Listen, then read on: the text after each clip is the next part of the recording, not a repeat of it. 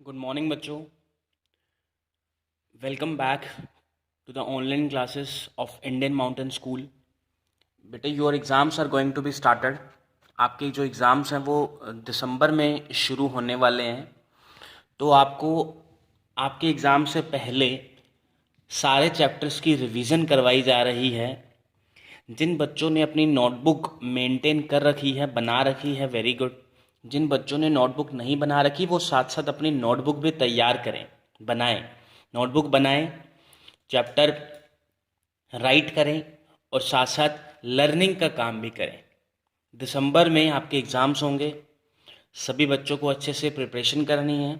Revision आपकी start हो चुकी है, साथ साथ आपने रिवाइज करना है. सारे सब्जेक्ट्स के टीचर्स आपको रिवीजन करवाएंगे ऑनलाइन ही. वीडियोस आपके पास आएंगी बनी बनाए. आपको रिवाइज करनी है. मेरे साथ साथ रिवाइज करेंगे. The first question is class 7th chapter first, nutrition in plants. ये नोट्स हैं. जिसने वीडियो देख के नोट्स बना लिए हैं, वेरी गुड. जिसने नहीं बनाई वो साथ साथ अपनी नोटबुक्स भी बनाएं और लर्निंग का काम भी करें. क्वेश्चन नंबर 1 रिवाइज करते हैं. If a new organism is discovered and it is found that it can make food for itself from simple non-living substances found in nature, what will you classify it as an autotroph or a heterotroph? Give reason. कहता है मान लो कोई नया organisms आपको मिलता है जो कि अपना खाना खुद से बना सकता है, और तो उसको आप ऑटोट्रॉफ कहोगे या हेटरोट्रॉफ? हमें अच्छे से पता है ऑटोट्रॉफ वो होते हैं जो अपना खाना खुद से बना सकते हैं, जैसे कि पेड़ पौधे. और हेटरोट्रॉफ वो होते हैं जो अपना खाना खुद से नहीं बना सकते, जैसे कि आप लोग. हमें खाना कहाँ से मिलता है? खेतों से मिलता है, पेड़ पौधों से मिलता है. तो जो ऑर्गेनिज्म अपना खाना खुद बना सकते हैं वो ऑटोट्रॉफ होगा या हेटरोट्रॉफ? सिंपल सा क्वेश्चन है. क्या होगा आंसर? ऑटोट्रॉफ. आंसर भी देख लेते हैं.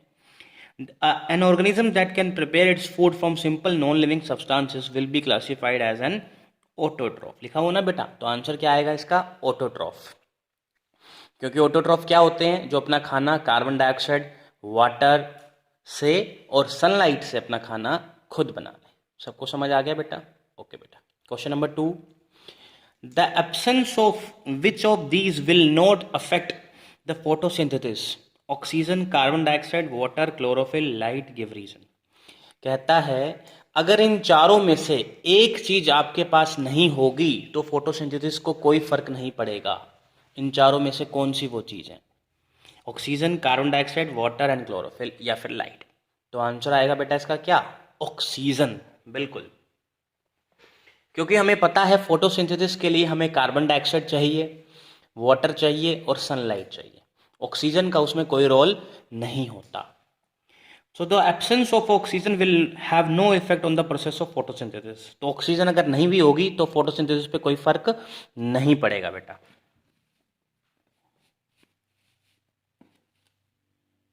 This is because the photosynthesis process utilize water, carbon dioxide to produce oxygen and carbohydrates. क्योंकि फोटोसिंथेसिस के अंदर हमें पानी चाहिए, कार्बन डाइऑक्साइड चाहिए और सनलाइट चाहिए. उसमें ऑक्सीजन का कोई रोल नहीं होता. जबकि पेड़ पौधे तो ऑक्सीजन बनाते हैं, उसका इस्तेमाल नहीं करते, बनाते हैं. क्वेश्चन नंबर 3 पे आ रहा हूं बेटा मैं. Do you expect the intensity of a light to affect the rate of photosynthesis?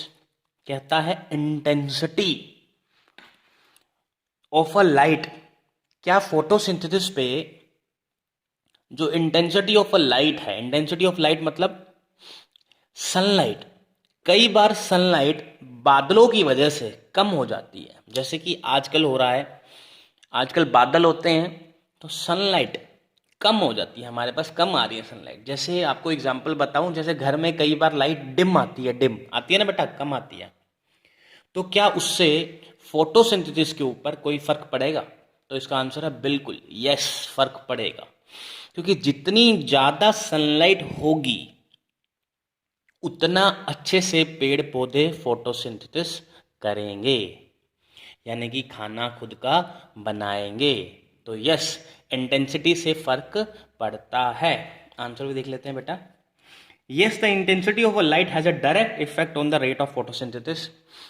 The chlorophyll molecules that are essential for photosynthesis required a certain intensity of a light to perform maximum rate of photosynthesis।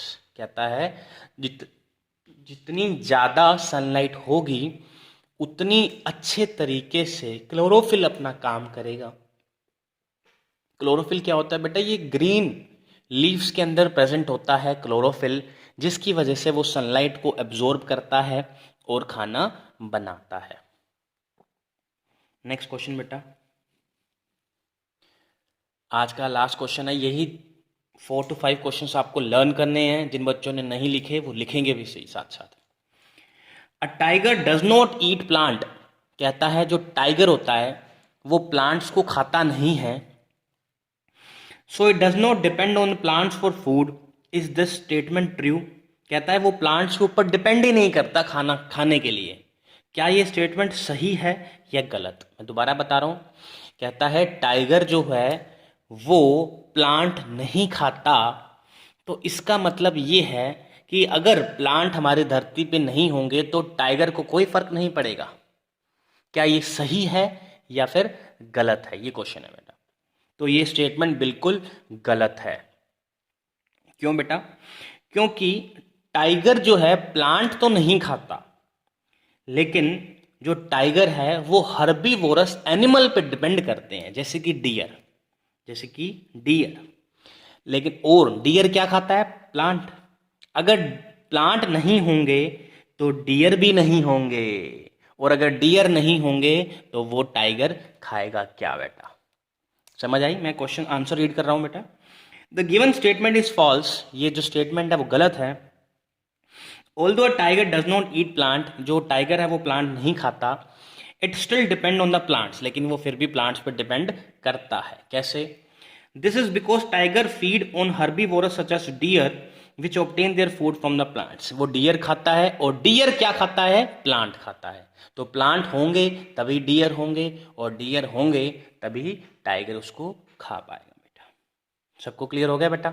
आज के लिए इतना ही। कल आपको और आगे के questions revise करवाए जाएंगे। ये क्वेश्चंस आपने लर्न करने हैं। जिन बच्चों ने नहीं लिखे वो राइट भी करेंगे।